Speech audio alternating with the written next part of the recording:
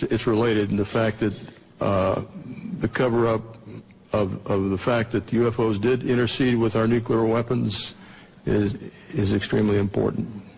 May I add something? This Air Force colonel who talked to me about all this, he did so in result to my questioning about it after a Japan Airlines freighter over Alaska was trailed by a UFO in 1987. I called all over Elmendorf, FAA, the Pentagon. And then I was approached by this colonel whom I had known who said, I understand you are interested in UFOs. And I said, yeah, you know. Well, I have something to tell you. And since he had known me a long time, that's why he got into this. It had no great enterprise on my part, and I still don't know what to believe. But would you comment on... He also said, though, that we have a lot of misconceptions about what they are here for. He said they basically don't give a damn. They don't care what we do. They're here for their own purposes. And that any notion that they should land and say, take us to your leader, boggles the imagination because they don't care about that kind of thing. And I said, well, do you have any idea why they are here? He said, no. And he didn't think anybody else in the Air Force or anywhere else did either.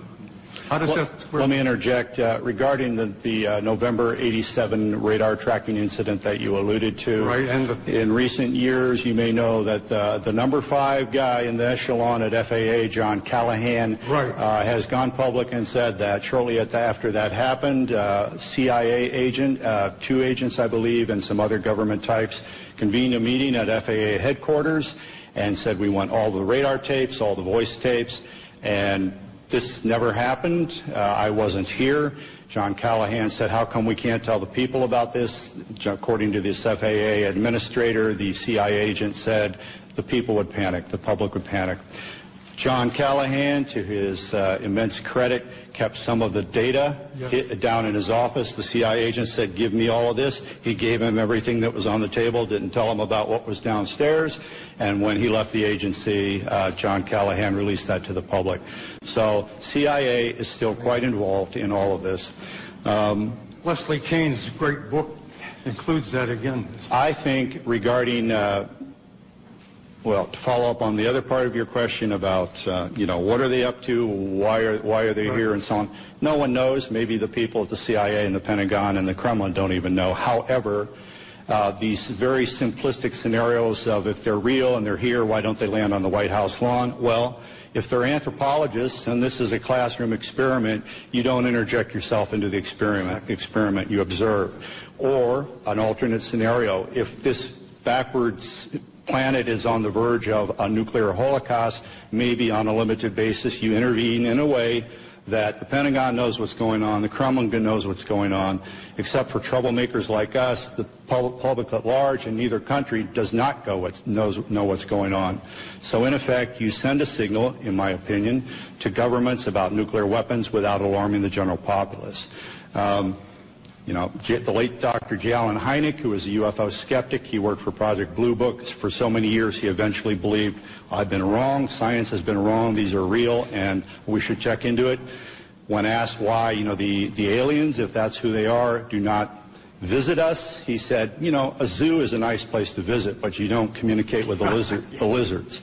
So, there's any number of plausible scenarios to explain why we have not had open contact. I am of the opinion that whoever they are have enough sense to know that if they interject themselves into our reality in one fell swoop, there could be very dire repercussions. Whereas, on the other hand, if they engage in an on-again, off-again cat-and-mouse behavior that allows a slow psychological conditioning of humankind to the reality and the presence of themselves, then when open contact, if that indeed is in the cards, occurs, there will be far less trauma.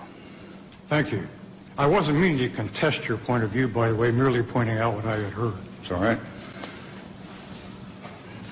Michael Rank from Lancaster County. Al and I came down this afternoon, and we were talking about the fact that we are now able to combine human and non-human genetic materials by our medical sciences.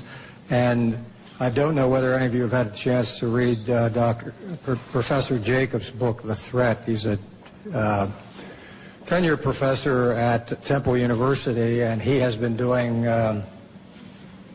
regression therapy with abductees for years, and he has quite a body of knowledge there. One of my reasons for asking this is, being an old district attorney, the definition of murder is the unlawful killing of another human being, but nowhere does it say, does it have to be 100% human? Can it be 1% human? I'm waiting for somebody to play that card. I'm out of the business now, but that might be fun. The